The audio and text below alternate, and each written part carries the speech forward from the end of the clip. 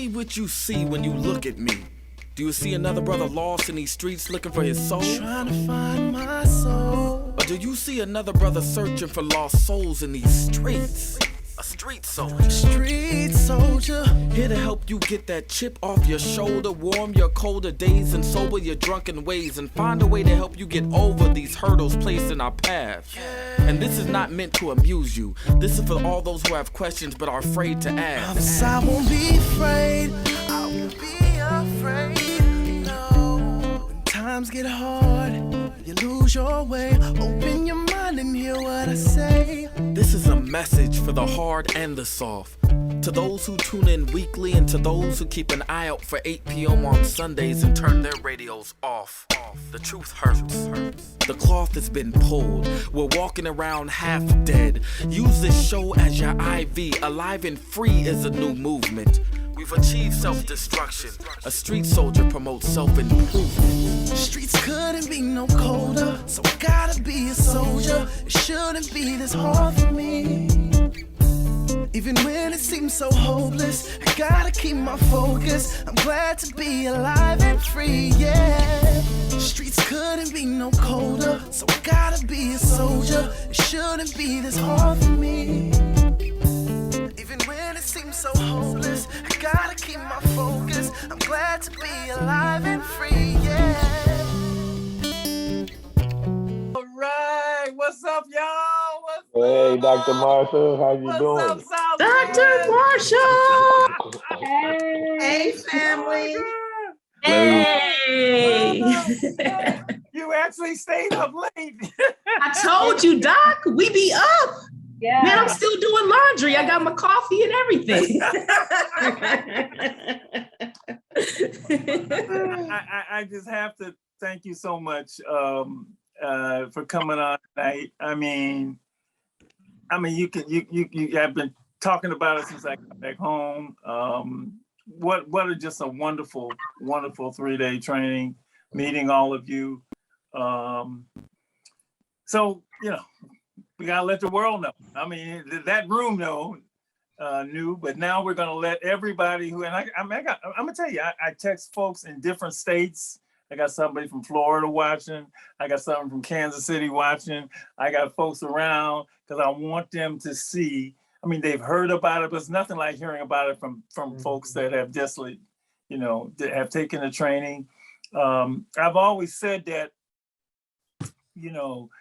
this, and Lady Estelle knows that I think this is our gift, getting those young people into and through college is something that we said that we would do.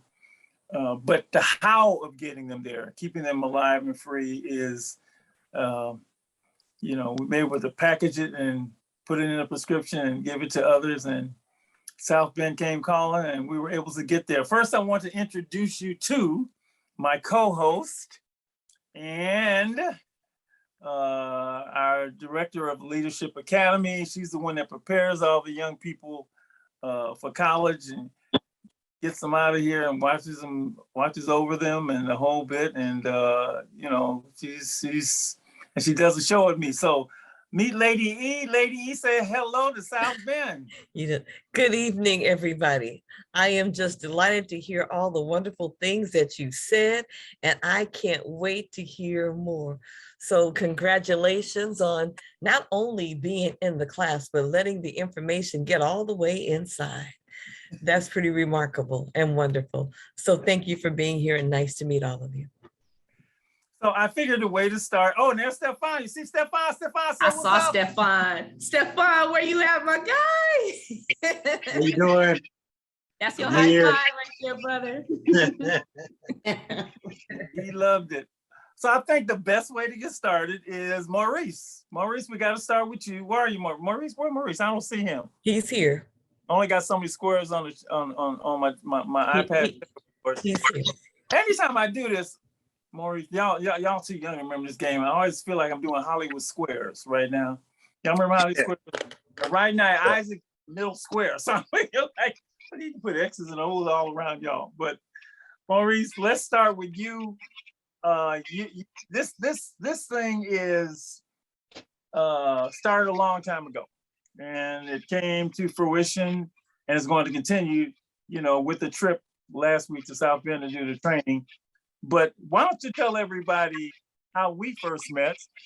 And that planted the seed, and that seed has grown and was watered and nurtured and resulted in Monday to Tuesday, Wednesday, and Thursday of just past week. So Maurice Scott, good to see you again. What you got on, man? I like that. Is that a hoodie? It's a Puma hoodie. I like that. I was just watching the Phoenix Sun getting their butt kicked. But anyway, what's up, everybody? Everybody good? What's up? So, Hey, Mom. hey. So yeah, I met Doc. Well, actually, let's go here, Doc.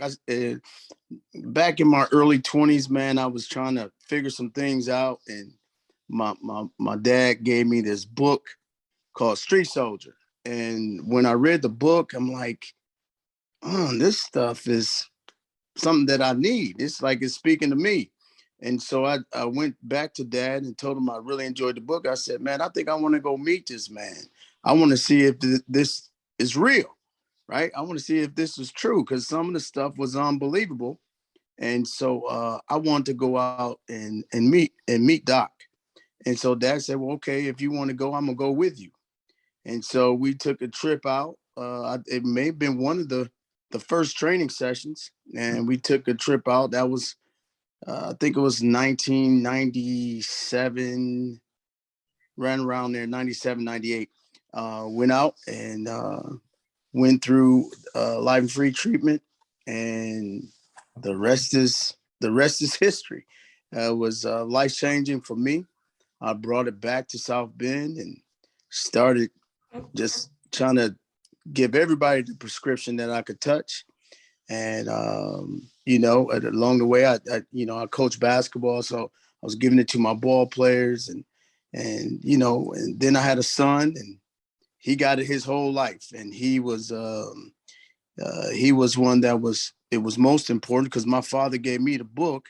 After reading the book and going through the training, I said, I need to give this to my son. And so fast forward this thing, my son is now 23, and Doc got to meet his son, who's a baby, who he's giving it to his son already. So along the way, we just started talking about what we need to do to affect our city. And so we joined along on the Live and Free movement and became part of that.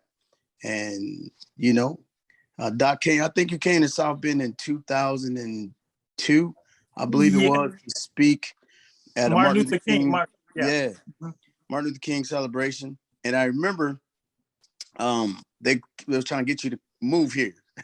and so Doc told him, he said, well, y'all got all what y'all need right there. He pointed at me, and the rest, that's what happened. And that's how we got there. And fast forward, this is where we are today.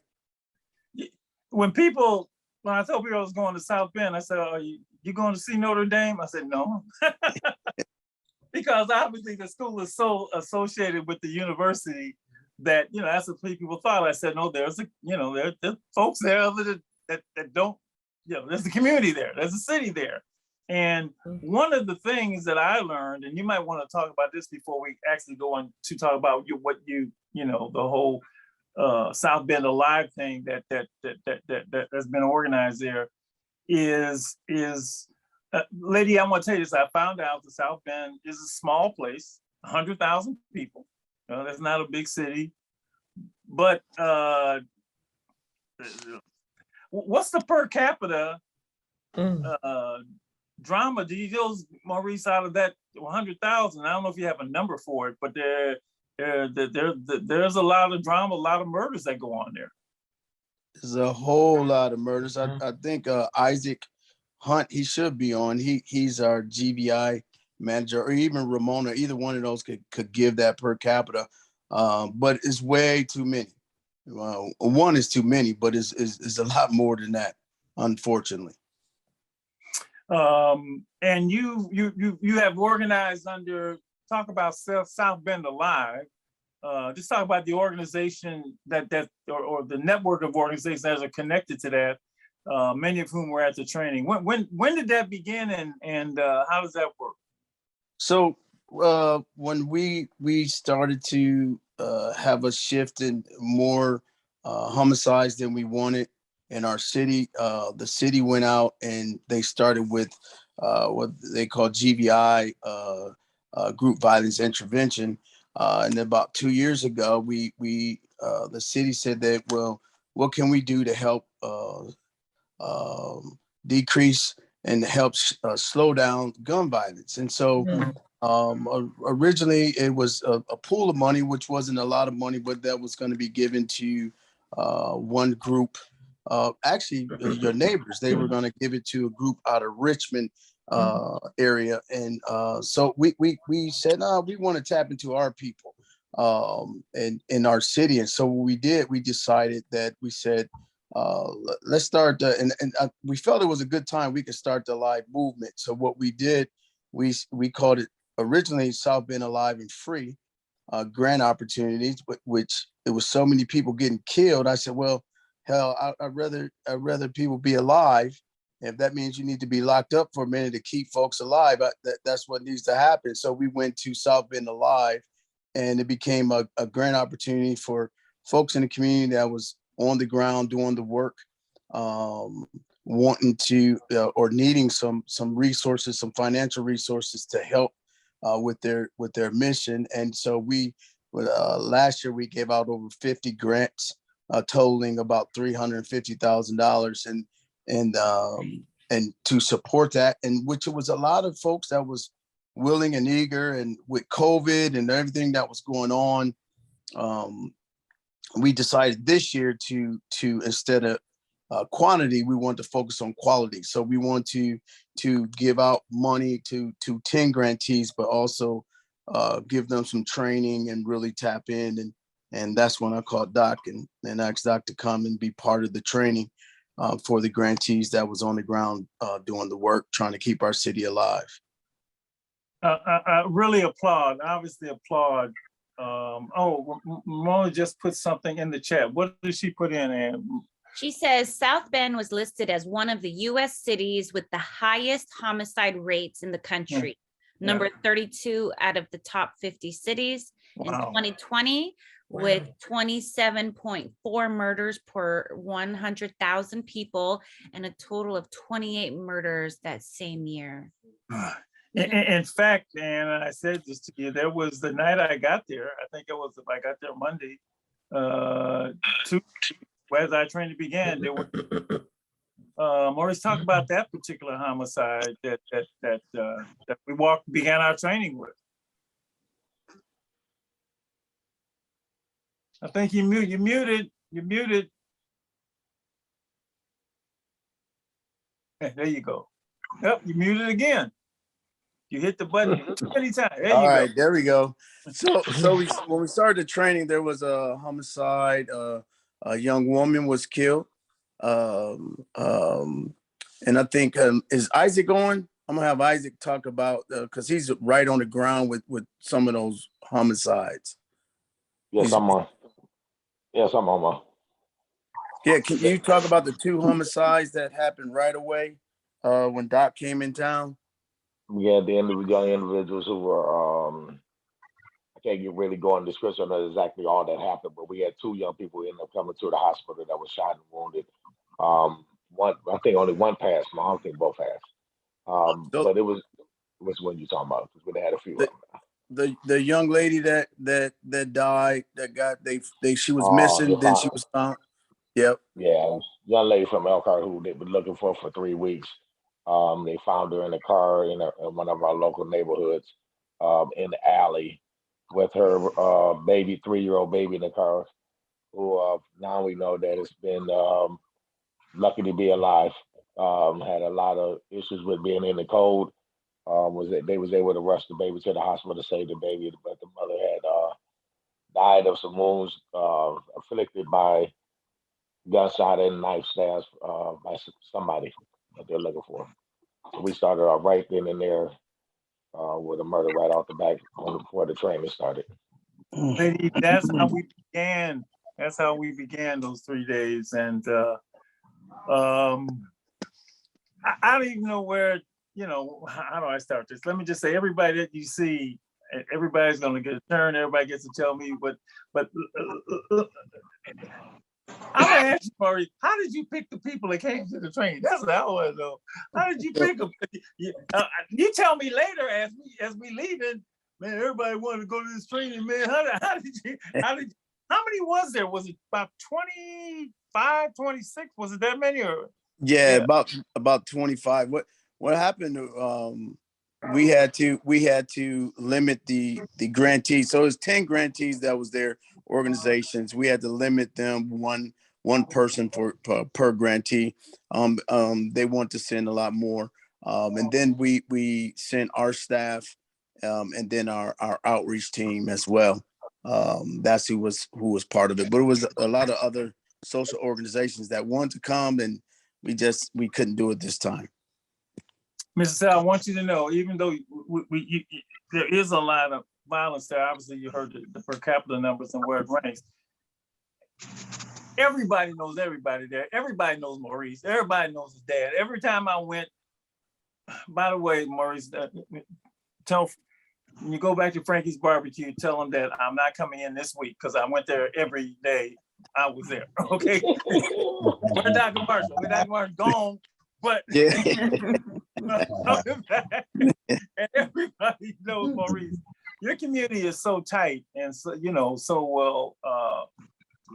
That's that for me personally, just to see that, how close all of you are, how tight that community is, and the fact that everybody knows you, your dad, a lot of stories just shows and the warmth that all of you had for your city and for each other was just it was just wonderful to see, Lady E. I just want you to know that. And by the way, Lady E, I met a guy, Maurice, you don't even know this. So I met a guy and he was actually, and he told me that he was from Compton and he moved from Compton to South Bend. And he was telling me, it's different, obviously Compton's different, South Bend. And he said, man, I just bought a house. I just bought a house. He said, man, I got a house out here. He said, Lady E, because we in California, 4 bedrooms. Listen to this, Lady E. He told me $120,000. Now, $120,000 could buy my room that I'm in right now. He is not in California, okay? And he was happy being in South Bend. So with that, let's meet everybody here. I'm gonna just, you can say everybody's name: Isaac Hunt, Deborah Walker, Asia Ellington, Candace Lee, Sonia Smith, Ramona Bethany. Let's see, Tommy Hunt, Consuela Jackson. I didn't know you had a middle name. Jackson Hopkins, Maurice. Who else? I can't see everybody. Who did I leave out? Tommy Hunt. Who else is there that I missed? Did I miss anybody? Bonnie Hart. Yes, Amani. Sonia Smith. Let's just jump into it now, Lady. I want you to listen to all this. They're gonna give you the blow by blow. What did you think when you first heard about this training? And what did you think that first opening day? What did you think? Isaac, I see you first, so you get to go. We're gonna guide them through it. So what did you think?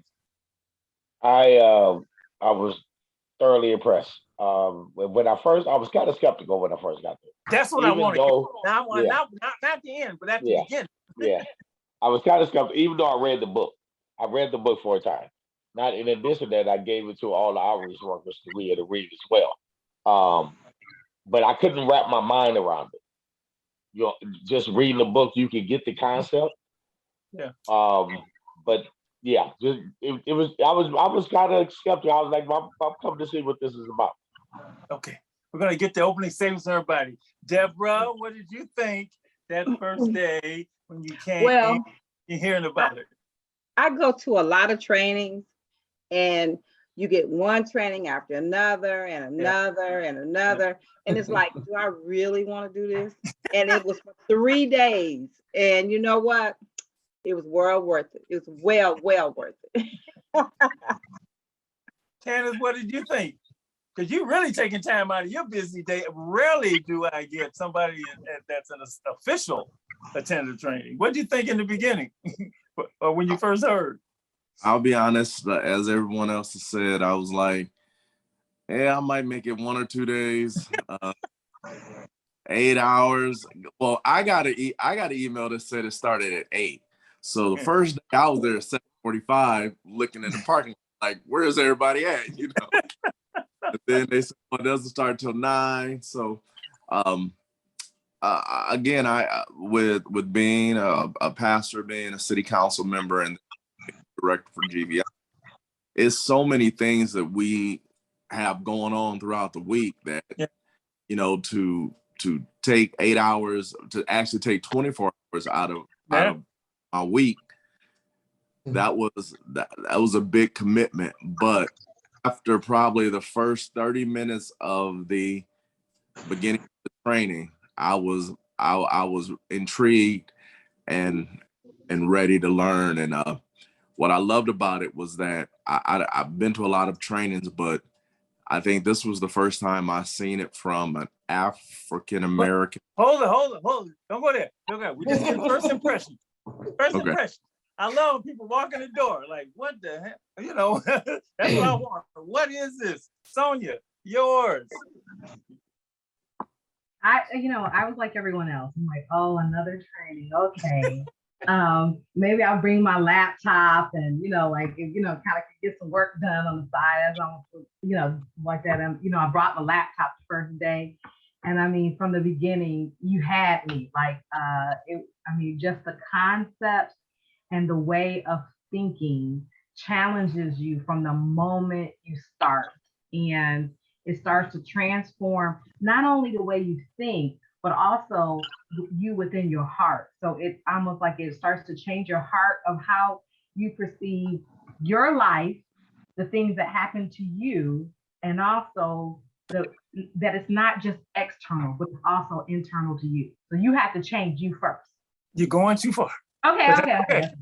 I know. Bye. Ramona. Sir, I have to admit that first day, my sole thought was, I want everybody there. I just was literally texting, contacting my staff, all the grantees, like anybody who wasn't there on time, they were getting hit with a text. Where are you? How can I help you to get here? What's going on? Like that was my whole first thought, because I knew we were in for excellence and I was ready for it. I just wanted everybody to be there. That was my first day. Oh, Money. Hi, Money. Hello. So my first impression, I guess I was just very curious. I had always had a certain notion about violence. And so to read your book and kind of get prepped for the training, you completely opened up a different perspective that I didn't really think was possible. So I really just wanted to hear what you had to say surrounding violence as a disease. Tommy, my man, Tommy. What's up? I'm Tom. I'm good. Hi, everyone. Hey, Tommy. What's that up? First day, man, you probably thought, because I looked at you like, you be like, his whole eyes, his whole face go. Yeah, definitely. My first day, I was really excited for it. Like I said before, I remember when Mo and the other staff went out there to San Francisco, and when they came back, they had so much good stuff to say. And so, like, we read the book, and once I read the book, it made me, think a little more. And I was just really excited to meet the man that wrote the book, actually, and I think it helped me out a lot. It really did. This is a program that really make you look at yourself. It really make you look in the mirror, and then it helps you with yourself. And now I really feel like I'm able to, You're going too Wow, far. Y'all going to the end. I'm trying to keep you at the beginning. yeah. This is the beginning. Hey, I want to know people. hey, I want the people to know what I walked into. I know everybody's Yeah, skeptical. okay. Who is this dude? I gotta spend 3 days here. I know Maurice like him, but hey, I'm busy. Okay, I know how that is. Consuela. Well, I was definitely busy because being a tax accountant with my own accounting firm, it was April 19th. And I knew I wanted to be there because I had talked to Mo. But the reality was it was a training, right? So, I record, take my notes, but literally I brought my laptop. So I'm thinking, I was gonna be able to get some work done and and just get a feel of what was going on. Wait a minute. You came to do work doing my girl. If I had known that. We had extensions I had to get done, right? But none of that got done. I gave all that back to my team. Trust and believe. By lunch, that was a done deal. I knew it wasn't, yeah. I need to be present and was. So absolutely. Asia? I was excited to get the final piece of the puzzle. So when I first read about HIV, and a lot that we discussed was Coach Mo's son had made a status and they were doing a hip hop competition, and I was gonna participate in it, but it was kind of hard for me to fully grasp what the ask was. So reading the virus and the symptoms and trying to put that into a piece of art to share, it was difficult for me to do. But then working with GVI Save and all the seeds that have been planted from Pastor Lee and Mr. Hunt and Coach Mo, I think this was not jumping ahead. Y'all, I don't want you to cut me off like you did everybody else, but I think this was like the final piece to kind of bring it all together so we can be most effective at what we're doing. Yeah. Who have I left out? Kenneth, did I ask you? Who haven't I asked? Because I can't see everybody. So who haven't I asked? Isaac? Have I asked Isaac? Is Isaac there? Did I ask Isaac already? Okay. Who haven't I asked? Speak up. Somebody tell me. Anybody I didn't ask yet? I think I got everybody? Yeah, I think you got everybody. Okay. The other problem I had, Lady E, is that Maurice had built me up. So I ain't no way I can live up to this.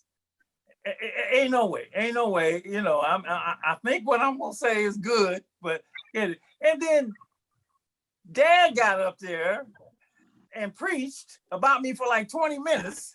I'm like, oh man, I better bring it. And that's what Lady, normally, she's there.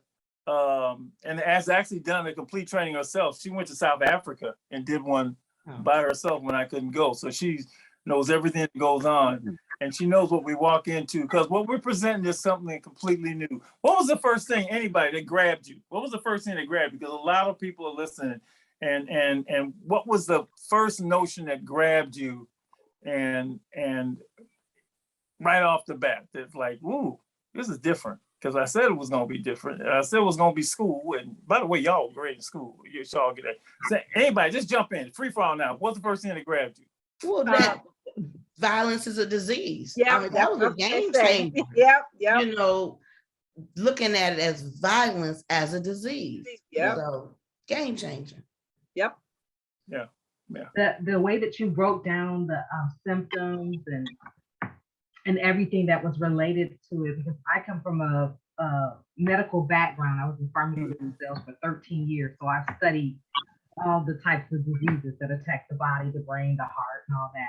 So for me, looking at it from that perspective was very unique, but and also the way Maurice reinforced it, that like he like made it look like COVID. We can relate to it. Like anybody can have it. It's invincible. Yeah. It goes from person to person. You don't know who has it by looking at them on the surface, and that was very impactful. Yeah. Anybody else want to speak about the first? I think that, yep, I think that's what hit me first too. Because for years I've been running around trying to get our health department to make gun violence a health epidemic. And then talking to Mo and then you come in when you came in and the way you start answering my own question that I was going in the right direction. Did you know? And I read your paper. Usually, I didn't answer. Did any of you? And I didn't ask anybody this that time, but framing it as a disease. Did anybody think back to remember when just sitting in a room, not when your paper said, when you had been infected yourself as a young person, and how that happened? I know you wrote about it that night, but thinking back. Because most people think of themselves, this is always framed as bad or good people. You know, he's a bad person. But an infected person, and thinking back, and I mean, I've worked with a lot of, sometimes I framed it when I go into juvenile hall, a lot of times when I go into prison, I talk about when was your turning point? You know, and a lot of times go back to the point was that's when they were infected, because a lot of people think it's just bad. I'm just a bad person. And so, I didn't ask you that, but then I read your papers and I got an idea from each of you when you got infected. Okay, anybody else want to talk about what first grabbed them before we keep moving? Because we take, Kenneth, you want to say something? Yes. Yeah, I think one of the things that grabbed me was the germs, bad information, bad instruction, bad advice. Yeah. And example, that was powerful for me, as we're looking at how do people become infected with violence? Yeah. And you know, especially as we started looking back at music and the way women are viewed and all of that really stuck out to me. And it's like, man, that's, you know, it's been a setup for us to be infected, and we didn't even. Boy, that you said it right there. It's been set up for us to be infected. Yeah. I think what grabbed me, I'm sorry. Go, baby. You teaching the world here. Go. I think what grabbed me was the prescription. So before we got to day 3, I just kept thinking, okay, this is a lot. How the hell can you have a prescription to you know, be able to tackle this? But then when it was all mapped out, it made sense. Now it's not easy and it's not going to be easy, but it did give me a lot of hope. I was trying not to say hope because I remember your hope spill at the training, but it gave me a lot of hope. Okay. Somebody else, what grabbed you off the bat? Anybody want to get it? Go, Ramona. By the way, Ramona needs to be a court reporter because she's in the thing and she's typing everything. I don't know how you did it, but hey, you did it. What can I say? You got skills. Dr. Marshall, what really stood out that first day for me was when you told us the story about how you started off as an educator yourself, wanting to make sure kids got to college. And I wrote down exactly what you said. You said to the kid, if you graduate, I will find the money. And just your authentic telling of your story, you put your head down, he's like, I don't know why I said that to that kid. Just like, why did I put myself in that position? And then you followed up with the words that has stuck with me throughout those 3 days, which is, this is all about faith. If you do the right thing, God follows up and does the rest. You know, like I'm just following this prescription, doing the treatment. And when you come up against a wall of something that you don't know that you can tackle, whether or not you can come through for a kid, whether or not they're going to make it through, that's where faith comes in. And that for me, that set the whole tone for the 3-day training for me. There's so many areas to go through, but when you said, I just want to go to let me just jump. I'm gonna jump. Now I was gonna go chronologically, forget it. Lady E, because she knows this story. Faith, what do you think about Kimba's story? It was awesome.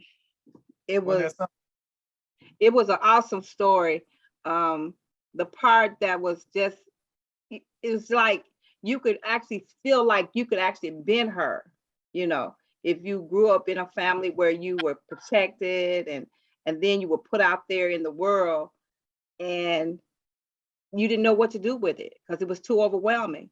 And what stood out for me is when Maurice said that he taught his daughter how to protect herself from wolves and what to look for in a man. And if Kimber had had some of those skills, she would have been able to survive and she wouldn't have had to go through all the stuff that she went through. But it was amazing that she was able to, her dad had enough faith that he was going to get her out of that situation. And because of God's grace and mercy, it happened. And it was a happy ending. And you don't hear happy endings. That's right.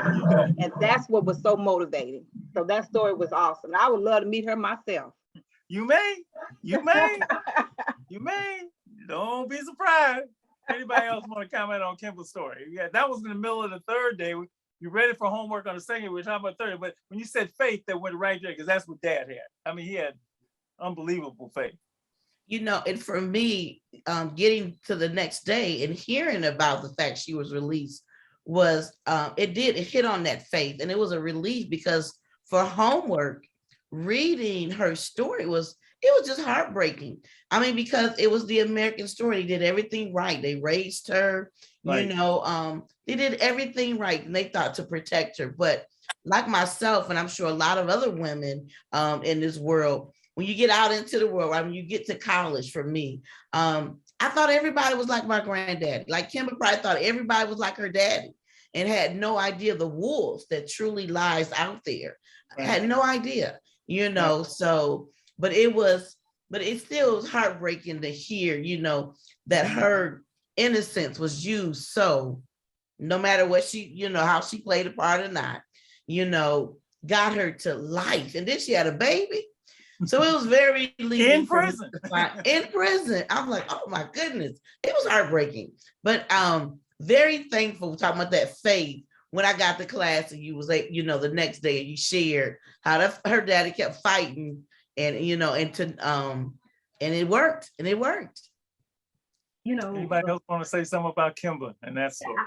Yeah, I do. And you know, my story I shared with you doing my writing, you know how we have these preconceived notion that people are sick come from terrible backgrounds where they have, you know, violence or drugs or alcohol, or it's the drug dealer, but it could be the professional person right next to you. Right. So yeah. my experience was not, you know, the stereotypical, and so it was a lot harder to discern. You know, it's the professional person that puts on a good, got on a suit and got the nice title that's right next to you with my experience. So I was very much like Kimber, and I knew those outward signs of I could have picked out the guy that Kimber was that was led to pray, that was preyed on her. Even though I was very much like her, and like, you know, because well, I was protected in South Bend, the community protected me, everybody looked out for me. So I didn't have those experiences. But how do you go to the next level to find out those other people that are sick that don't show the symptoms outwardly and don't have the background? Because we know violence is a disease and it's not necessarily created by the environment that person is. They could just be a violent person regardless of, and their whole family could be fine. Like the person I encountered, well, their whole family was fine. The family, brothers and mothers, everybody was good. Everybody was cool, but it was this one individual that wasn't. So how do you get to the point where you can detect that small minute detail? That was eye-opening for me. I gotta tell you, one of the how can I go this? There was a moment there where everything was so, the Lady E, when I showed Beyond Beats and Rhymes, and I showed the depiction, when I showed the depiction of men and women in music, rap music videos and lyrics, because, you know, that's one of the things we talk about being in Young People's Balloon. Lady E should have been in the room. You've been in the room. there was when they said it's unhealthy, they were like, oh, I said it was unhealthy. Now I got to figure what I will do with it. And then I wouldn't let them. I said, that's it. You said it was unhealthy. This is a health-based model. You got to figure out what to do with music. You said it was unhealthy. And then Ramona pointed out a different reaction to the depiction of women than it was with the men. And boy, did that discussion go. But it was necessary and it was great. It was really great. And we had a really great discussion, I thought, about women and self-worth. I thought it was actually a highlight. I don't want to say the highlight because they're all good, but I don't always have that discussion with that risk factor negative view of women in that video. But boy, that room wasn't that something then? Ramona, see what you started when you said something? I said it got real fast. Yes, it did. Yeah, it did. The very first thing I did say in my observations and comments that day, I said, hey, I'm not sure if you've had this reaction from others that you've shown this to in trainings, but I was very triggered. You know, I had to really practice my breathing and contemplated leaving the room because what I was viewing was so close to home with past abuse in my life. And so I saw several head nods when I said that from other women. And I went on to say another observation is that it seemed more chatter and more talk was in the room than when we were viewing the men, you know, and I just was curious as to why. It seemed disrespectful at first, but I think what it was is that it just garnered so much reaction that people were talking amongst themselves right away, as opposed to just kind of like visually taking it in like we did with the first one. We had automatic reactions to the second one, and it just got heated, it got intense, it got emotional. It was a lot in the room. But it didn't get mean. I mean, people were really like just saying, what I like is that they listened to each other and things were pointed out and people got to see, oh, this is why I did this. And then they didn't know all the stories. They didn't know all those stories. And as the women got to talk about their stories, brothers were like, oh, wow. Oh, man. I mean, you know, and I thought that's one of the few times it has happened to that depth in a training when that piece is shown. And of course I had read your papers, so I knew what a lot of the ladies had gone through, and I was glad that did happen and it came out, and the brothers got to listen to you. Can I just say that? And you got to listen and you got to have your say, but not in the say just to have your say, but to talk about. I thought it was great. I mean, I don't know if we recorded a lot that day, but that's one I wish had been recorded and played back for folks, because I thought it was magnificent the way that whole thing was handled. And I just thank you at that point saying that, not letting it pass, and we seize the moment as a family, because you know we were the alive and free family for those 3 days. Stefan, I saw you. Yeah, go ahead. You want to say something? Dr. Marshall, you can believe that Consuela got it recorded. Yeah, she got that. I did. Well, you might also, yeah, have that, because that might be a separate thing at some point. You just want to show just on that. But that when you said it was unhealthy, I said, oh, y'all got to deal with this music, because you know that is something that we don't police. Let's see, Lady E, where are you? I don't see you. You disappeared on me. Where you at? You gone? Where is she? I'm right here. Everybody sees me but you. I know. I only got so many spaces on you. Anything you want to jump into so far? Because I'm gonna keep moving. No, you go right ahead. I think there's two things. Okay. One is I am really glad to hear that Ramona brought it up. Yep. And that it was processed. Yep. Processing is important, and processing needs to happen to completion so that there's clarity and it's not just left and then you leave with, and it's not complete. So if completed it, that's wonderful. The other thing is when Sonia said, how do you know? How do you know? And see, and that's where what popped in my head was, I'm going to say it. We always know. We are always given some information. We just justify what we see. We explain it away. We make excuses for it, and we just fix it. And then we say, well, maybe. But we are always given an indication that, well, and then we fix it. So the way we talk about that, Dr. Marshall, if I may, one of the things that we teach the kids at Alive and Free is to pay attention to what I call background music. So if you're in a movie, you know when it's about to be bad. How do you know?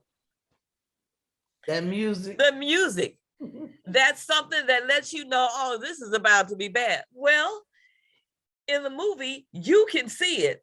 The actor, they don't know what's going on, but you know. Well, in our lives, we have background music. Now, depending on where you are in your life, you may call it that intuition, that gut feeling, that other, but for the kids, just to give them an indication, just so they can start to learn how to pay attention to that other part of them that lets them know, don't do it.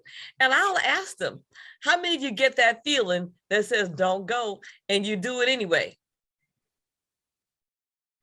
Everybody raise a hand. But see, I can ask everybody that right now. How many of you get that feeling? Some said, don't do it. And you say, well, and you do it anyway. And then you do it again. And then you do it again. Well, when it comes to just about anything in your life, there is that something that's going to let you know. And if we listen, guess what? We're going to be all right. If we don't listen, we got something to deal with. So we teach the kids, pay attention to your background music. But as we continue to live and grow, guess what we call it? Intuition. That's that my gut feeling, my gut. And then you keep on living. You say, that's the spirit talking to you. So let me just take it from the little ones and I'll let them know. Can you hear the music? You know, they feel hot, the cheek, the neck. You get those butterflies in your stomach, and then it keeps on moving and it comes right out of your heart. And then that spirit will say, no. And you'll say, yeah, but. And then when you keep on going, you say, something told me. Come on, I should see everybody going, Something told me he wasn't right. I knew, see, that girl is crazy. And when they said, come on, let's go, I knew, and then I went anyway. And all hell broke loose, and there you go. So guess what? We teach our young people, and we should remind ourselves, there is that something in us, around us, that guides us, protects us, notifies us all the time. We need to listen and follow that. Be it background music, from the background music to the spirit of God talking to you. Pay attention. We missed you in this training. I knew it. Listen. So Sonia, that's how you know. And I'm gonna tell you what, if he's cute, girl, we gonna make excuses. We gonna make it work. And we know, wait a minute, and we know, and we look at mother and we wonder why what's wrong with it? But she didn't say nothing. And he still acting crazy. You know. So see, just know that we've got it. Don't matter how cute he is. If he ain't right, girl, you better wait till he gets right for a while. Not for a minute. No passes. For a while. No passes. All right. No passes. That's right, Ramona. No passes. That's the great thing about the prescription and the prescription, the pills, the coachism.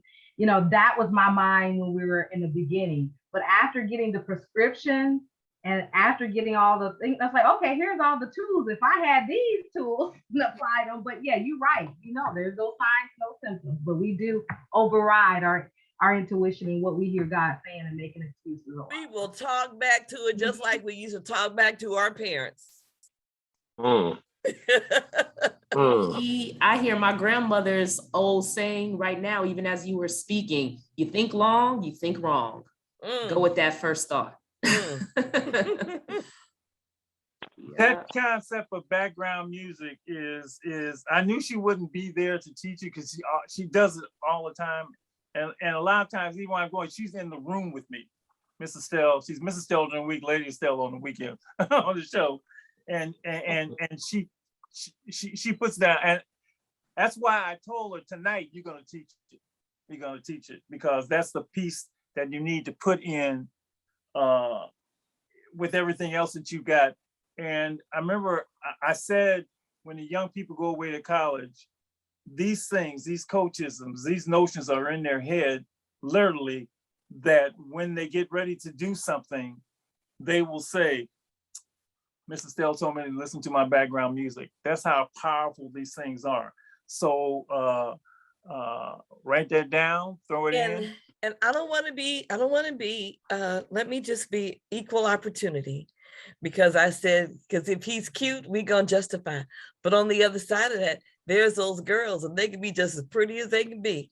And if you got a son, he needs to pay attention. Okay. I mean, because you just never know where it's coming from. There was a time that girls didn't get shot. There was a time the girls weren't robbing. There was a time, but that time it's you seeing everything today. So I've seen girls. I had a nephew that got shot in the head because a girl called some guys. He didn't survive it. And he was sitting out there in front of her house waiting for her to come out. Okay. And the guys drove up and he's gone. So just know that the information isn't not just for girls, pay attention, for the guys. It is everybody pay attention. Because we want everybody to stay alive and free. Everybody. Yeah. And how many times like she said, we've seen girls set up guys, literally just set them up. When the infected mind ain't looking for gender, it's looking for a place to host. Wow. and to do its damage. And since we mentioned the coachisms, what do you think about those? What do you think about those? Just because to me, just as germs, germs begin to make it make sense. Oh, that's how I get affected. Those pills that we give when those young people leave us, and you guys identified your favorites. So for Lady E, if you want to just talk about those coachisms and let her know which ones impacted you and resonated with you, I'm sure she'd love to hear it.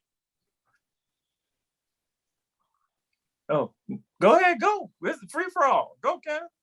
Hey, good advice, bad example causes confusion. I said, I'm going to quote you a couple times on that one. And then as I'm incorporating that into a sermon, it will end up being mine after a while. But good advice, bad example causes confusion. And I think that has been a major problem within our community. Yeah. With our young people is that people want to give you good advice, but they give you bad examples. So you're trying to figure out, okay, you say one thing, but you're doing another.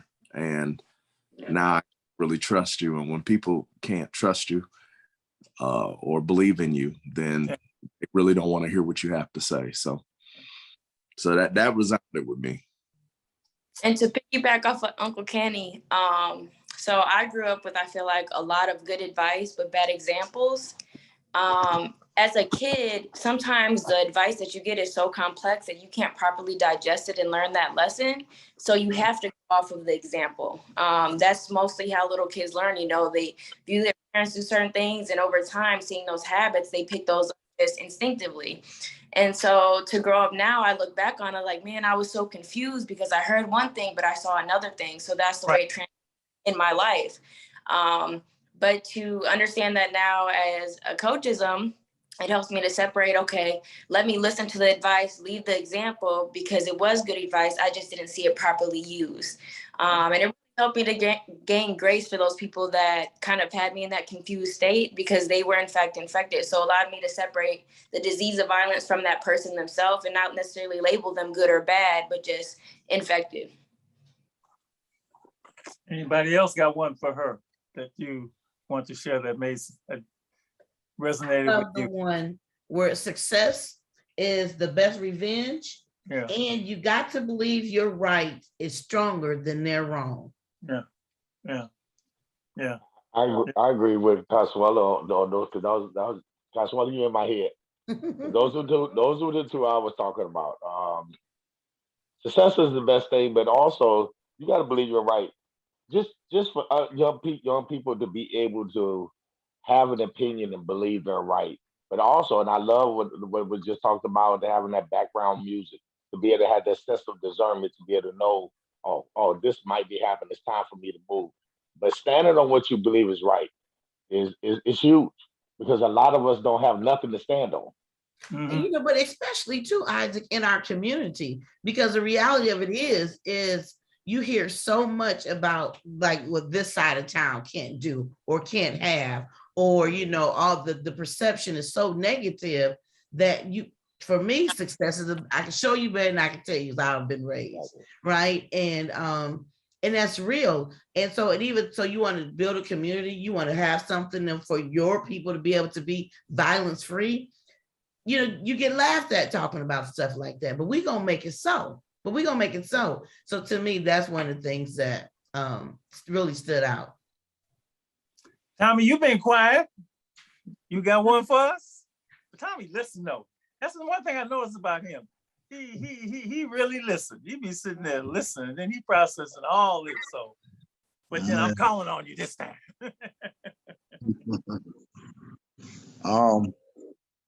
No, I was just taking in on what everybody was saying, listening to their input, and Miss Lady Estelle, I want to thank you too for balancing it, you know, male and female, you know, not just on just what the males do, the females, all the above. That's very positive, because it's everybody. It's not just a one-sided thing. So I thank you for, you know, letting them know that. But I just taking in everything. I think Consuelo hitting it on the head. Pastor Lee, I think, you know, Isaac, they all hitting it on the head. I'm just listening in, taking it in right now.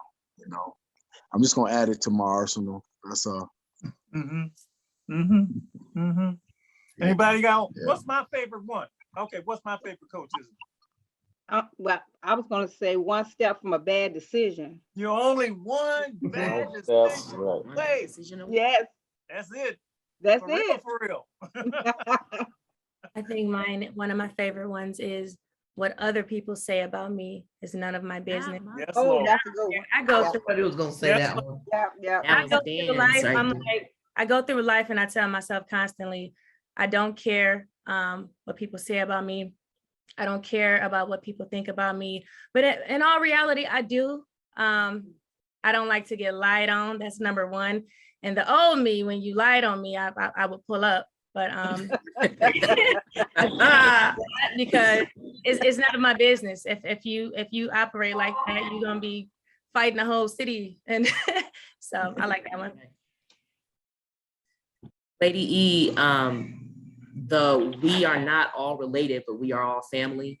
That one resonates big time. For me, especially wrapping that back around, like what Dr. Marshall, I'm not sure if he shared with his team when he went back, but that heated discussion was also coupled with him stopping us at one point and saying, hey guys, listen, I read your stories. You all have been through a lot. Be kind to one another. Make sure you uphold each other. Don't tear each other down. Like that was such a family moment, Dr. Marshall, like bringing us back to the fact that, hey, we all are in this room for the same reason. We all want the same thing. And we do that sometimes and out of our emotions, out of our trauma, out of our experiences.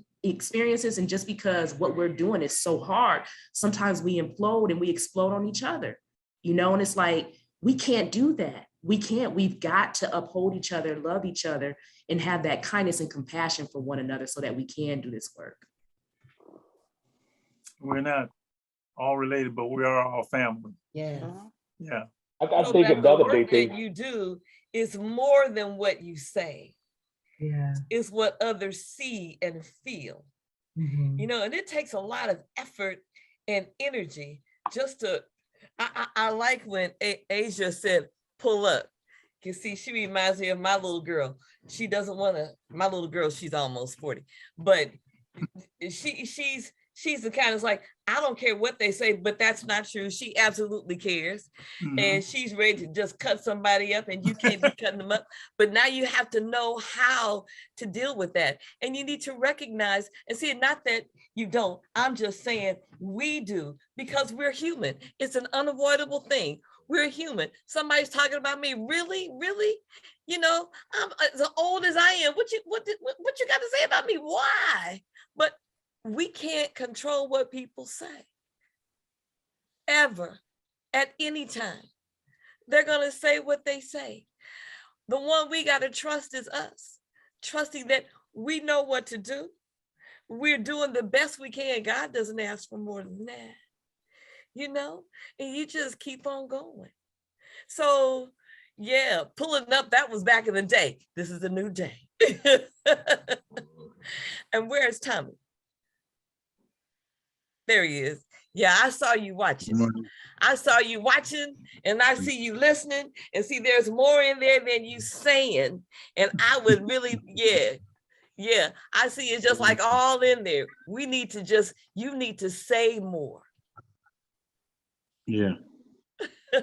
Okay, I got you. Before I get started, let me not get started, because you know. And see, we can see it. So yeah, I think that's all I got. Day one. I've been told that. Ramona reminds me about that all the time. You gonna say Just about to say, that's gonna sound real familiar to my brother. And I so appreciate Dr. Marshall saying, wait a minute, hold on. We need to stop hurting each other. You know, when we talk about being that role model, what was the coach's-ism that Reverend Lee said? Good advice and bad examples. Oh my goodness. You don't want somebody to be a certain way, but yet you're being it, and they're watching you. They're not hearing you. You got to be what before you say, and then they're gonna do something and check you. South Bend is small, so that's what they be doing. Hardcore will drag you for years off of something you did 20 years ago. That's right. Our city kills me with that. It's like we don't give people enough grace and opportunity to change sometimes. They can be doing their darndest, really trying to get their lives together, but you still holding them to something they did in high school, and y'all 45, 50 years old. Right. Help us, Lord. Somebody needs to say that's enough. Help us, Lord. That's enough.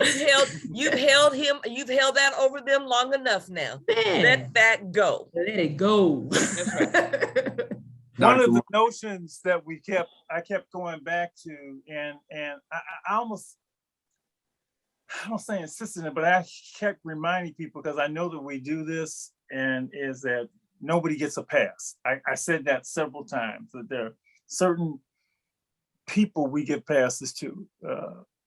And I specifically mentioned friends, family, loved ones, but I also went to collars, uniforms, titles. And I think when we're doing this, one of the reasons we get blindsided is that we just don't expect,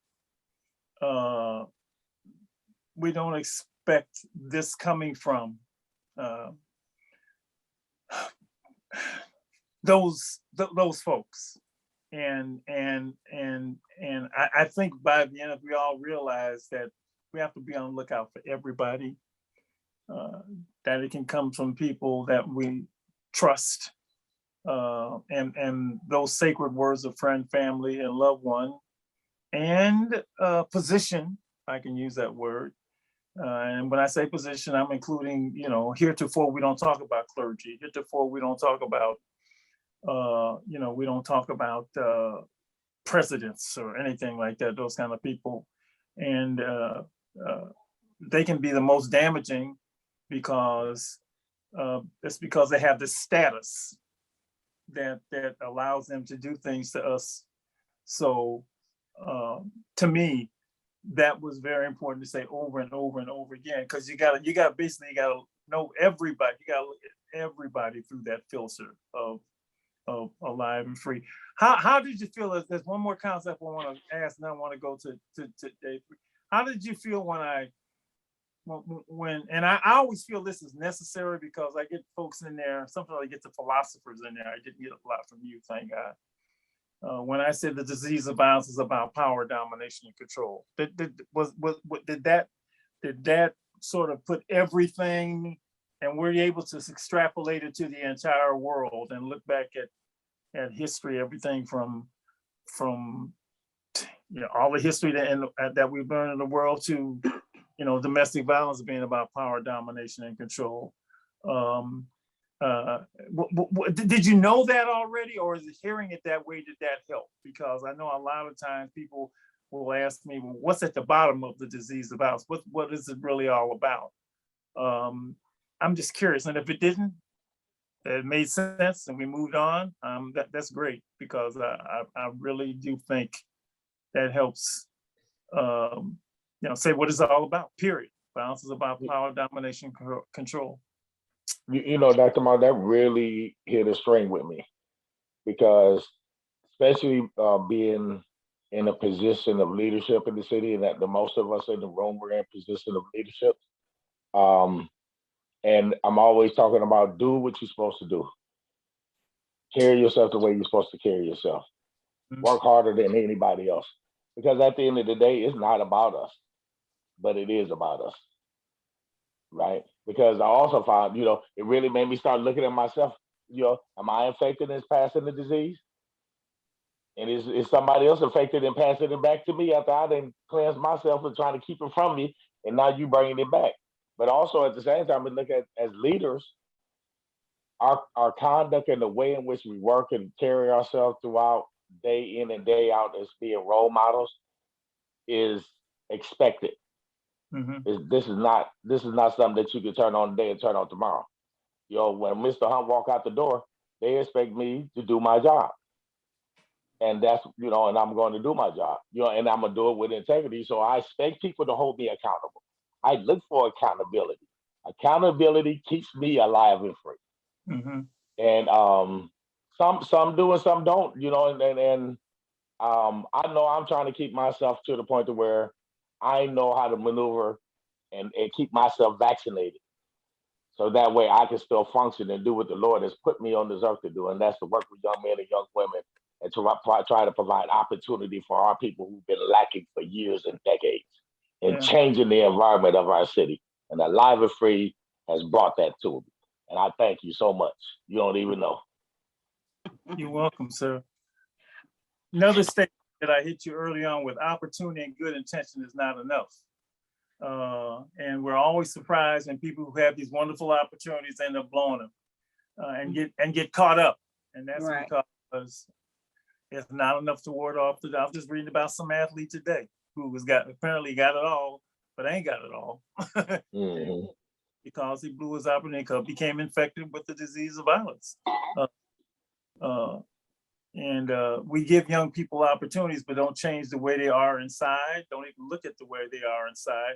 Just expecting that I got the chance to play football at, I got a chance to have a scholarship at, I got a chance to go into this wonderful, music career, and they blow it because they're infected.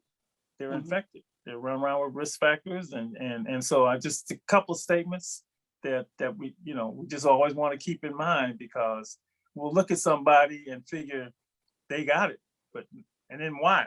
Because they're infected. They're full of risk factors. They're full of the commandments. That's part of that thinking, Dr. Marshall, you were talking about, because it doesn't matter what room you sit in, where you go to school at, because I hear a lot, especially in this community, where people say, well, I'm just moving, I'm just moving, but you still who you are. So you still taking your infected self somewhere else. Right. And so it doesn't help until you change the inside. And that's what I loved about when you were saying about that in itself, because you got to look in the inside, or it doesn't matter. It doesn't matter. You're still going to be infected, and you're still going to pass on the disease. Yeah.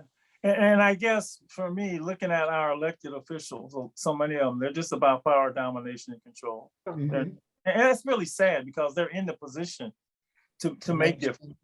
And they can't because all they care about is being elected. And I think for me, working with the people is so much more wonderful because you know, and the fact that, you know, I just, you know, it's just, and that's a whole nother thing, but you can just clearly see you the last people that should be running anything, being elected to anything, because your priorities are completely wrong. Let's go to day 3. Those, and it's funny because I always say each day is better than the last. And he said, how could day 3 be better with them rules for living? Those 4 rules: life, change, respect, and friendship. What do you think about those rules? The last piece of the puzzle, the last day. And just comment on any of those rules. And because every rule I gave, I asked, is it clear? Is it clear? Is it clear? And y'all say it wasn't, so I assumed it was clear. But still, those are pretty powerful statements. And so comment about each of those rules for you: life, respect, life, friendship, which is friends, family, and loved ones, respect, and then change. What do you think about those rules? Because they're rules to live by, to decrease the chance that violence will occur. What do you think about those rules? Dr. Marshall, I thought that the, can you hear me? Yeah, we got you, Ken. Okay. I thought the rules for living was very important, especially as we're dealing with young people in schools and out in the community. There's nothing more valuable than an individual's life. And then that part, you can never kill your enemy. Yeah. Someone else. That's a powerful revelation that a lot of people don't get. You know, you only get one life, and then it's the other life, and it's what you do in this life determines where you spend eternity. So, all right now. So our life has got to be valuable, and then respect comes from within. I really love that exercise you did about respect, because, you know, it really brought home, because a lot of people being disrespected does cause a lot of violence, and then come to the understanding of nobody can really disrespect you if you respect yourself. Then that changes the whole way of thinking, because most people operate as, well, they were disrespectful to me, so now that means I got to do something. But when you say, no, I respect myself, I'm not going to engage in that, it really does quarantine you from the virus. Conditioner with the quarantine reference. Man, go ahead, Deborah. Okay, and as far as friendship, if you have a real friend, a true friend, that friend won't lead you to danger. But people who are not really your friends will lead you to danger. And so you have to be very mindful, and that even includes family as well. Absolutely. Absolutely. You know, for myself, I had the unpleasant, unfortunate, I feel like, opportunity to literally use every last one of these. I think, Dr. Marshall, I emailed you back. It's like I'm right in the middle of something. I was going to ask you that you were doing a counseling session yesterday. Oh my gosh. And it was prescription. Oh my God. It was using, look, y'all, I had my thing out. I didn't know it all by heart, but I was using it. And all I know is it was a group of young folks trying to go retaliate, and they stayed home. And I was like, look, we got to do whatever we can do. And I'm caught in the pot. But it was amazing, though, just a simple thing. And it was all about, but no, they disrespect me. But nobody can disrespect you if you're respecting yourself. Look at you, and having them talk about that. And, then what was next? So I could try to remember most of it. But it was effective, Doctor. And I thank you. Oh my God. Oh my gosh. It was a game changer. And then it kept talking about the enemy, right? Going to retaliate. I'm like, but so then what happened? So you go back You know, then y'all fight you, whatever, and then they come back. I mean, so then you can never kill your enemy, but you can live on. What about that? You can just choose. And it was very intense. But oh my gosh, I was thankful to having the prescription. I was very thankful for having tools. And when I say, because, you know, people who know me know I'm a woman of God. I feel like I ain't got to say it. I should be able to say it with my hands in my pockets and my mouth closed, teaching, you know, the gospel. But sometimes, you know, you need those real life right now, you know, words and to be able to get to them. And we had it. So I was very thankful, Dr. Marshall. Very thankful. As well, when the infected mind meets the prescription, it's like a tug of war. I mean, you on one side, the prescription and life is on the other side, and you trying to save their life, and they trying to kill throwing everything basically. back. They're throwing everything back at you. Yeah. And I could know when you introduce those concepts, they're like, yeah, you know, but this stuff makes you think. All you can do is give people a chance to think.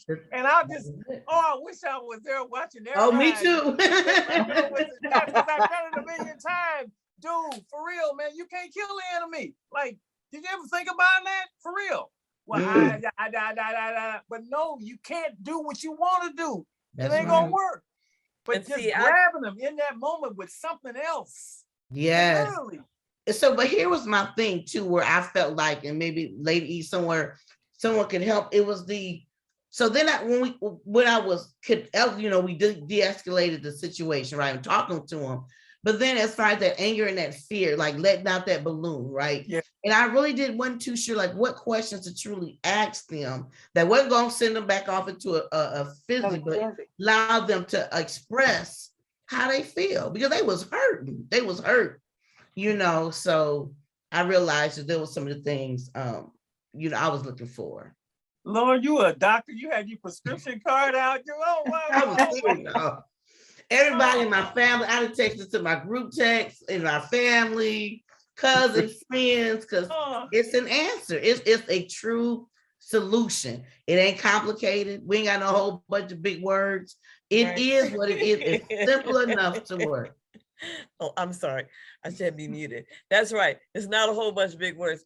The magic, one of those magic statements or questions, and then what?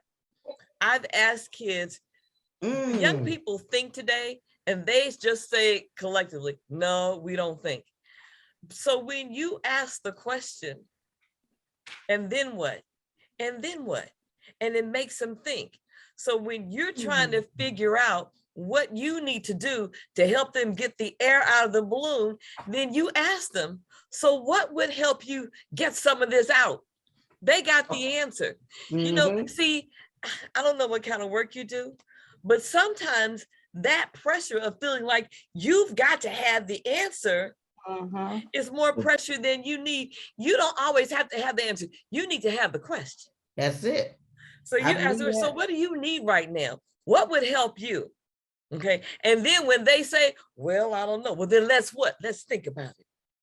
Let's think about it and get them to think and talk and think. And then what? But if you do that, then what? And then what? And then what? So then, I like that. But what about, and as they're thinking and you thinking, then guess what? I'm going to tell you what's going to happen. Spirit's going to, did you say you're a woman of God? Let me tell you what, baby. Spirit's going to tell you what to say. Pay attention. Thank you. Okay. I have no doubt. See Tommy talking to me? Spirit's going to tell you what to say. And when you feel it, you say it. You know, Patti LaBelle, when she sings, yes, Dr. Marshall, here I go. When she's hitting those notes, I'm going to tell you what she says. She says, I'm up here, hearing those notes. And so when it's time to get to me, then I've already heard it. So I just go right to where it's already. Right. I'm going to tell you what you do. You got to know that when you work it and you saying now, nobody hears this. Now, Jesus, what am I going to say? Yeah, that was me. Guess what? I know it was. The answer's coming. You got to listen while you're in it and pay attention because it's coming. You say, what do you think? And then you listen You're gonna get the answer. You just trust it. You've got tools, just pay attention. It's coming. Okay, so I gotta share this because of course what you're saying is correct and we know that, but I gotta testify to how good it is. So in that moment, right, I was like, okay, you know, where I'm at. And I knew, Lord, that was my prayer. Where are we gonna go with this next? How do we, the father came to one of these gentlemen. The father came. We're talking about the men, right? We've been talking about the music, social media, and the men. The father came, got on his knees and begged him, if you go do this, don't put me in a place that I gotta retaliate. That ain't the life that we live. Never seen this gentleman in that position. Never, but it was answered prayer. Answered prayer, right? And oh my God, it ended up being a very beautiful, you know, situation. And no, got on his knees. Please don't do that. Like he was in a class, and he looked up and he said, because for years you've been teaching me and telling me what to do. Don't do this to us, you know, and without going into too much, right? You know, live, but it was phenomenal, and that was the answer. Sure. Took him home. So all right. Yeah. Thank you for sharing that. Thank you for sharing. Maurice, where you? Maurice. Be asleep. Ali, so I'm here. I'm here. It is late. It is definitely late. Hey, you know, I didn't know we was gonna have more training, but this is so awesome. Lady E, y'all know how you put it down. I knew you was gonna come with it, so it's to be expected. For that to happen, I mean, you immediately you put that thing, you saved somebody's life right then and there. You were literally the doctor in the operating room with a patient that, you know, could kill somebody. Yeah. And you put the prescription. Wow, that is I don't know what else to say except I'm glad you came to the training. Me and you both. I mean, really, me and you both. I'm glad you came to the training. And it's just I don't even know what this is. Just God, you know, has put this thing. I said it was a miracle, and the miracle, you know, started with Maurice's dad giving him the book, and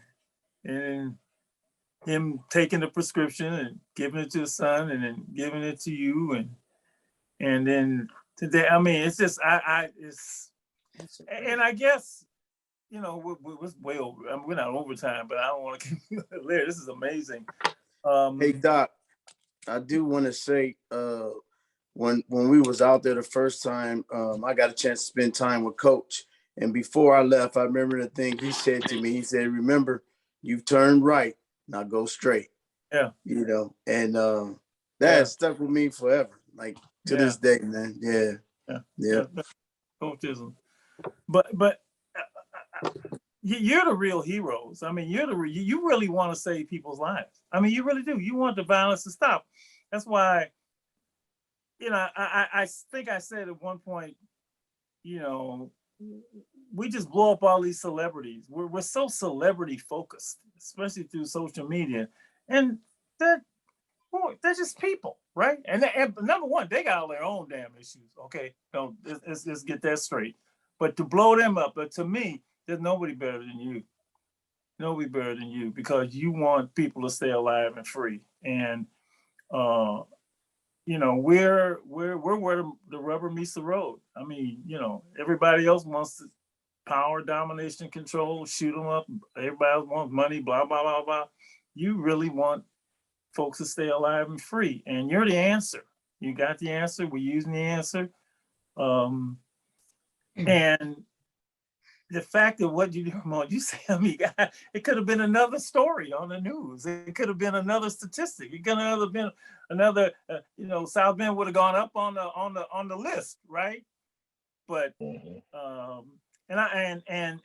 Dad, just tell that Dad, you know, Dad, we do not want you put you in a position where you have to do something, you know, and so just just thank you. Just thank you. I'm speechless. If anybody's got any last things to say, do it. This is not obviously not the last we will see each other. You know, we'll figure out how to continue these, maybe not on the radio, but you know, these. And let me just say what you did for the world, because I got people now saying, man, can they come too? Can they come too? Can we do this train? Can we do this train there? Yeah, absolutely. You said, somebody else said everybody needs, the world needs this. And right, governments ain't gonna listen, but people will listen. People will listen. And the fact that Tommy already hooked me up with one of his homeboys in LA, right? He got me one of them guys in LA. So I'm gonna get him a book and we'll see what the gang members do with it, you know, but we'll see, you know. You know, Dr. Marshall, I called Marie Scott up and I apologized to him. I know another he was like, why are you apologizing? Because, you know, when I got ready to start the outreach team, I couldn't get it done. Somebody had to come into town and then say, look, this is the pill, this the medicine. And then all of a sudden they go to move with it. Mo has been talking about this for years. And I wanted to apologize to him that I didn't hear him the first time. But the fact that he didn't stop says a lot. And I wanted Isaac, I want to tell you this. Some did it right away, some did it sooner or later. Yeah. You know, That's true. That's true. It works in its own time. Yeah. So, but you know, Dr. Marshall, I can't let it go because we didn't talk about this. And I really thought it was important. Now, you remember the day we talked about the women, right? And showed the movie, you know, that really got the conversation going. But then you played Roots. And we talked a lot about the fathers. We talked a lot about the sons and all the things that, you know, that went through there. But we should have also talked about, because I thought about it later, of how the women, they walked around just in their natural essence, wasn't getting groped, wasn't getting, you know, didn't have all the cat calling, you know what I mean? Didn't matter, what they had on was definitely less than what the women had on in the video, but it was the essence of the women. That's what I kept, when I was saying about the women, until we get this mindset back of our bodies and who we are, we'll never be able to be truly alive and free. Because I wanted to point that out so that maybe in another training, that was something to really see when we go back, because you took us back, right? To our ancestors, to the beginning, to things that have been stripped away from us and why we're here, why so much now is violent, when before it was just an essence of who we were. And you only have so much time, but if I really I know. We took you back to Kemet, and we just started really at the beginning and talked about the principles of that great civilization. Yeah. But well said. Yes. Anything else you want to throw in? I want to throw in something. Dr. Marshall, just thank you. While we're talking, I got something to say. Oh, go ahead. Go, Stefan. Okay. I just want to say, what a powerful training. For me, I'm going to take a page out of Ramona's book. It was affirmation that kindness is still alive. We got treated with so much kindness. I left there on cloud 9. And I just want to thank each and every one of you for the kindness that you showed us. I mean, I've never been, I searched for kindness, but to not have to look for it, I was just amazed at the kindness we were shown. And also, I like to do my soul spotlight on Frankie's Barbecue. If you ever go to South Indiana, go to Frankie's Barbecue, just throw that shout out there. You know, I'm just letting you know. West Side, bro. You're gonna get some of that. So throw that out there too. But put that on the airways. I love it.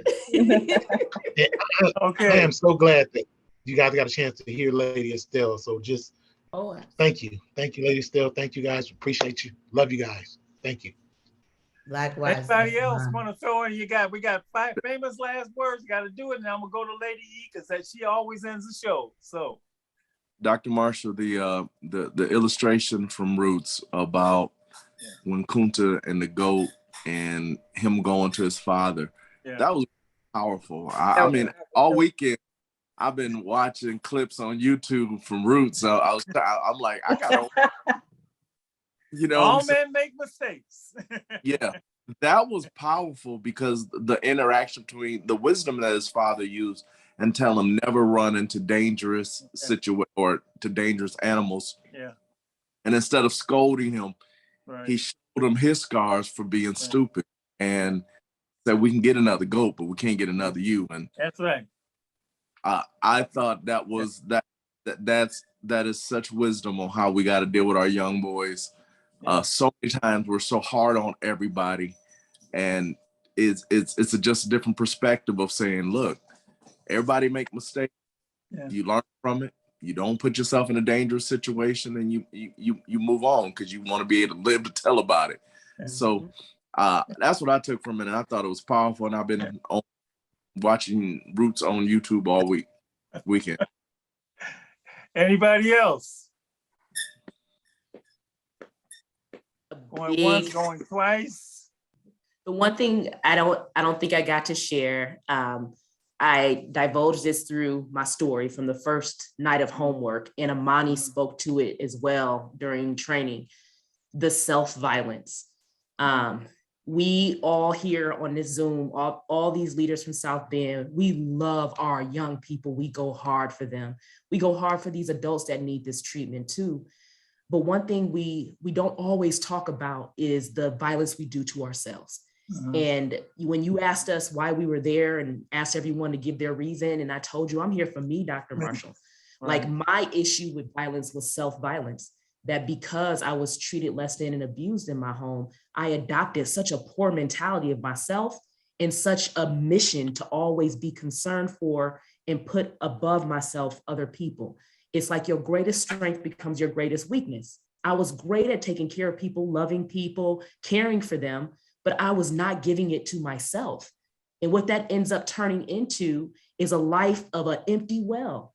That now I can teach to my staff and to my family and to my loved ones, you cannot pour from an empty well. You cannot give what you do not have. So that was it was running out for me, Doc. I was not going to be able to sustain on that type of lifestyle. So I had to learn, I need my treatment first. I've got to get a positive mentality about myself. I've got to rest well. I got to eat well. I got to exercise. I got to think better thoughts about me so that I can sustain through this. It's nice and lovely to love these babies and to go hard for them. But what worth am I going to be to them if I am of poor health and laid up in an emergency room somewhere because I didn't love myself enough to take good care of myself? So it's been a detox for years. And I think we as Black women especially have that self-violence so deep in us, telling we know to go hard. We having the kids, we're taking care of the kids. We grandmamas and mamas, and it's deeply ingrained in our culture. Neighborhood mamas. Man, we taking care of everybody but number one. And it becomes what Audre Lorde said, it becomes a statement. It becomes countercultural, it becomes bold. It's like warfare. We're at war against the status quo telling us to go hard and not take care of ourselves and put ourselves first. So it's such a resistance, it's a movement. And I know now more than ever, it starts with me, and that you don't have to feel guilt about that. I don't have to feel guilt about going to get my nails and hair done and getting some extra rest on the weekend because I know I'm gonna be going hard on Monday, you know? And it's just, it's good to be alive and free. And Ramona, when I see you, I will tell you, girl, you better take care of yourself. That's what I'm gonna tell you, because I know that about you. So no, I got this. Go on, take it. You got to you have to be reminded of that, and we will remind you. Love you, honey. All right, Lady E, you get to take us home. It's important to see ourselves through the eyes of who we are inside, not through the eyes of the lies that we've been told and the harsh negative things that we've heard, the experiences that we've had that's made us question who we really are, that's made us wonder who we want to be. And we fight against That's something inside that's, you know, when you smile and you know how you feel when you smile. You know how you feel. And then when you look, you know how you look. And then somebody says something different. Guess what? I'm saying that's not true. Because who you are when you smile is who you are. See yourself through the eyes of who you are inside, not through the eyes of the lies that's come to you from the outside. I understand. I understand. We need to value ourselves. And when we show that value to ourselves and trust that, fearless, unapologetically, knowing that we are deserving, we are worthy. And see, and I don't get my nails done. And you know what? I'm okay with that. Somebody looks at my hands like, you've been cutting down trees. No, I haven't. I've been doing something else, and I'm fine with that. And you, if you can't love me with my nails looking like they're looking, guess what? Then the one who will. That's what I'm looking for. Do you see what I'm saying? And to be okay with that. To be okay with that. Period. Everything, everybody. And then it's okay. See yourself through the eyes of the inside. For me, what comes to me, you know, and I'm always asking, Lord, tell me what to say. I just want to say that what comes to me tonight is that God bless you and keep you, give you peace, give you grace and strength, give you the words and the wisdom, surround you and protect you in this work that you were doing. Trust. Because when you say, yes, I will, he will. He does. He can. He will. And it's been a pleasure meeting you. What an honor it is to serve at this time with you. Blessings. We'll see you, everybody. Thank you for staying up. Thank you. Thank you, Alive and Free South Bend. Love all of you. See you soon. All right. See you soon. Okay. I love y'all. Have a good night. And thank you for staying up. Oh my goodness. I know this 1 o'clock.